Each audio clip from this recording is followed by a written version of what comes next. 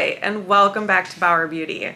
I'm your host, Jenny. I'm an esthetician, and on this channel, I talk about everything holistic beauty related. Today, I am going to show you how to apply this Rare Beauty blush. It is so beautiful. I'm obsessed with Rare Beauty products. The blush I'm wearing today is their cream blush called Hope.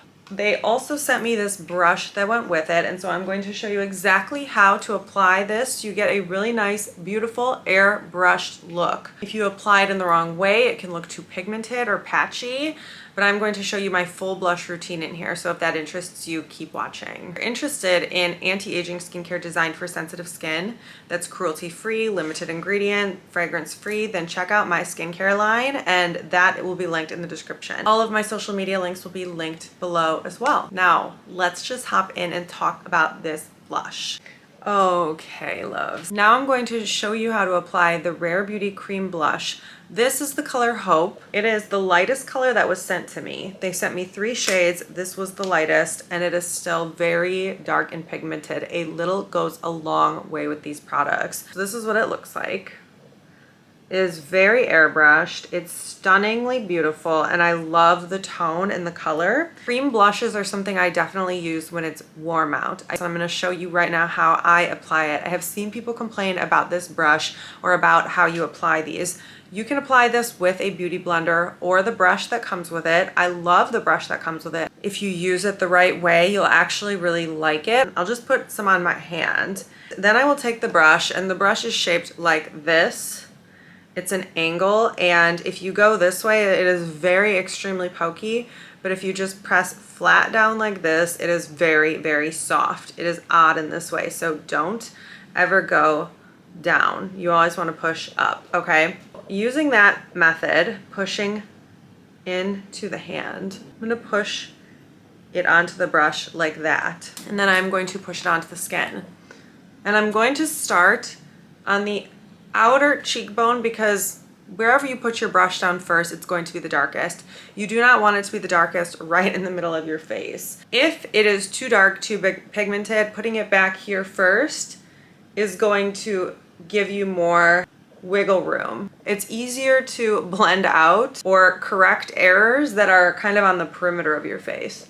So I'm tapping this down, and as you can see, I'm tapping this way. If you use the Rare Beauty brush, this is what you have to do. Downward, or at least strokes that go in the downward direction, because if you go in the upward direction, you will poke yourself, like I just showed you on my hand. So you just tap it on and pull it back, and it is the most gorgeous, most airbrushed, beautiful situation here. Now I'm just using the tip of it to airbrush just a little bit more, okay? Because this is very pigmented, you really have to be careful not to make yourself look like a clown. That would be the right terminology for it. Okay, let's put a little bit more. So always in downward strokes, and always starting on the outside, the perimeter of the face, and then bringing it down. And as you can see, they're very creamy, very blendable, and the color is stunning. I have to change my battery. I usually set my face after blush. This is how you get it very airbrushed. Sometimes, like obviously, as you can see, it looks beautiful, it looks airbrushed, but sometimes it still looks a little bit chunky, like you just want to blur it a little bit more. So this is how you do that. You apply the setting spray. I'm using Fix Plus. It's like one of my all-time favorites. I think it's so natural, such a natural, beautiful finish.